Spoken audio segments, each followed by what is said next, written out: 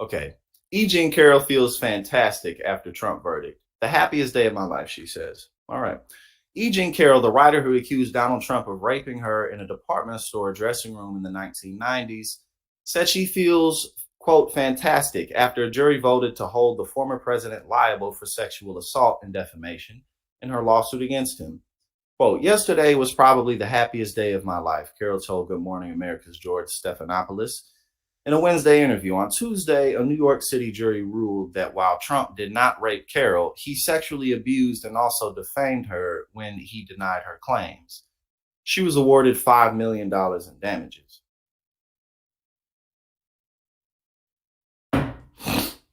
I mean, bro, this dude, Donald Trump, man, like, I mean,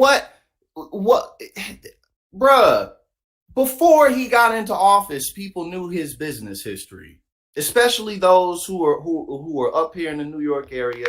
I'm not saying it like I'm 31 years old. I'm talking about the OGs in the game, the people who, you know what I'm saying, like like people my dad's age, Gen X boomers, what have you, right? You know what I'm saying? Oh, yo, Gnarlaus, I'm very glad I just read that because very soon, every Wednesday, I'm getting ready to do a show with a good friend of mine, a good brother named Kamal, and we gonna do call-ins. We gonna do get things more interactive. So we gonna do that. I'm glad you mentioned it. But again, people been known about Trump, twice impeached, right? So before all of that, all his business background, his father, a lot of how they became so wealthy is because his father was very competent and very good at not paying taxes. He was also a lot better at business and real estate than his son was, but that's where his wealth was generated, obviously, and the corrupt business practices. And then Trump carried it on, 6 bankruptcies, and then through a lot of his business dealings, he just didn't pay people, like thousands of people over time, whether it be contractors in construction. He didn't ripped off mad people, thousands of people, including through his other scams like Trump University, anything related to that. That's thousands of people that he's scammed. You know what I'm saying? And then, again, the tax fraud on top of that. Then he gets in office. Okay. Twice, this dude was impeached twice. Now, regardless of if you love Trump or think that, he's an idiot, all of these things are against one person. All of this shit on one man who still sits atop of the Republican Party. And I'm not even finished, right? So I said the twice impeached, the only president in history to ever be indicted. And now this dude basically just got like affirmed, you feel me, that he did what E.G. Carroll accused him of doing. But that's basically what happened, right? And he had to pay $5 million, $25 million for the Trump University scam, on top of whatever the hell other settlements that he's made with people over the years. And this dude is the front runner for the Republican nomination. And it's still not looking. I mean, why is the base going to care about this? If they haven't cared about anything else, why are they going to care about this? They don't. You feel me? It's just amazing to think like, yo, when Donald Trump said I could walk into Fifth Avenue and shoot a motherfucker and my base will not leave me, he was certainly on to something, because goddamn, this dude is impervious to losing the support of Republicans in this country.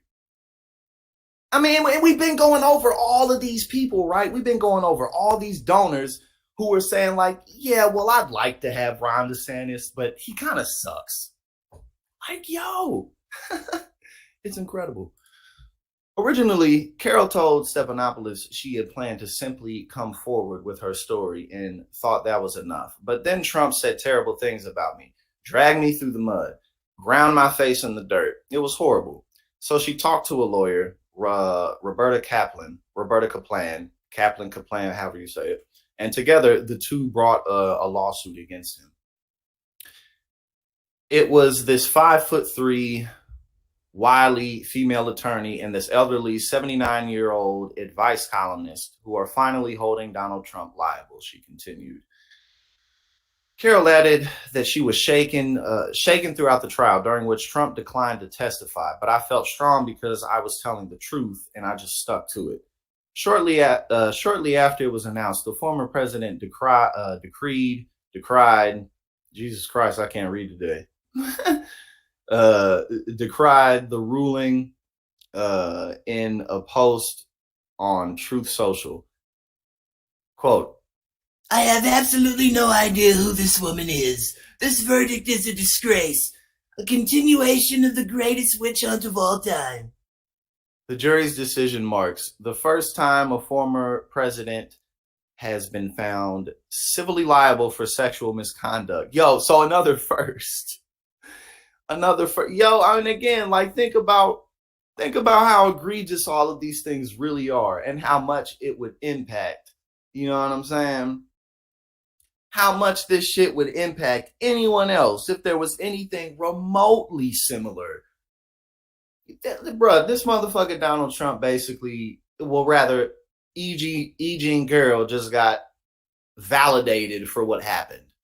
And it, like, sexually, like taking advantage of a woman, like, that's one of the sickest things you can do to somebody. You know, and it's like, huh? And this dude's just kind of into the fucking Republican nomination. Like, it